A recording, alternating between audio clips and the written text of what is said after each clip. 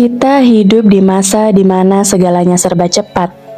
Informasi datang tanpa jeda, hiburan hadir tanpa kita minta. Dan layar di tangan kita menjadi dunia kecil yang sulit untuk dilepaskan. Kita tertawa, kagum, bahkan larut dalam dunia guliran tanpa akhir. Namun di balik tawa dan rasa senang yang singkat itu, ada kelelahan yang tidak selalu kita sadari. Pikiran yang sulit fokus, cepat bosan, dan perlahan kehilangan arah. Fenomena ini disebut brain rot, sebuah kondisi ketika otak kita menurun fungsinya, karena terlalu sering disuguhi hal-hal yang instan dan dangkal. Otak yang terbiasa dengan kesenangan cepat akan kesulitan menikmati proses yang dalam. Ia menjadi haus hiburan, namun lapar akan makna. Dan disinilah literasi menjadi obatnya. Membaca dan menulis bukan sekadar kegiatan, tetapi latihan untuk menumbuhkan kembali fokus dan kesadaran berpikir.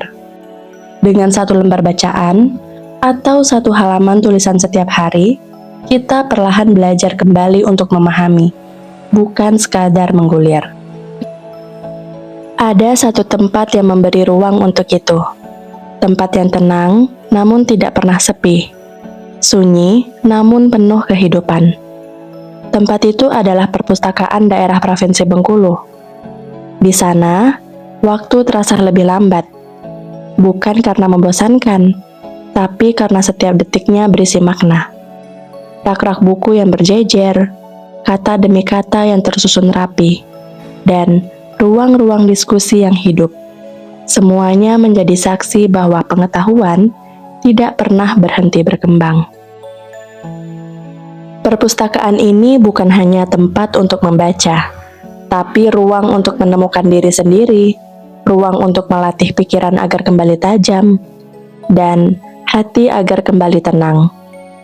Dengan ruangan yang nyaman, sistem presensi yang mudah, dan ribuan buku dari berbagai bidang, kita bebas memilih dunia mana yang ingin kita jelajahi. Sains, sastra, sejarah, budaya, semua tersimpan rapi, menunggu tangan-tangan muda yang haus pengetahuan. Mungkin di awal, berada di antara rak buku terasa asing, tidak secepat hiburan di layar, tidak sepadat notifikasi yang berdatangan. Namun, ketika satu buku saja berhasil menyentuh hati, kita akan tahu rasanya tenggelam, bukan dalam layar, melainkan dalam makna. Dan di sanalah kita menemukan kedamaian yang tidak diberikan oleh dunia digital.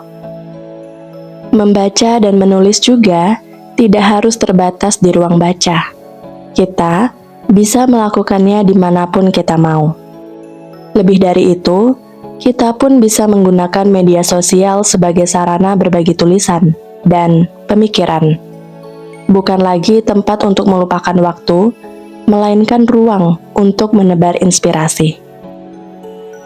Literasi membuat kita kembali sadar bahwa berpikir mendalam adalah kekuatan dan membaca adalah bentuk perlawanan terhadap kelalaian zaman.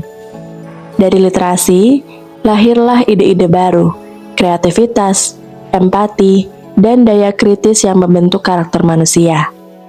Dan dari manusia-manusia yang berilmu inilah, Bengkulu hebat akan tumbuh.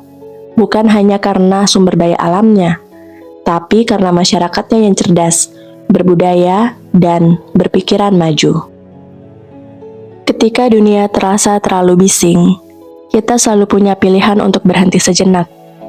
Ambil satu buku, buka halamannya, biarkan pikiran kita bernapas, dan hati kita menemukan kedamaian yang sesungguhnya.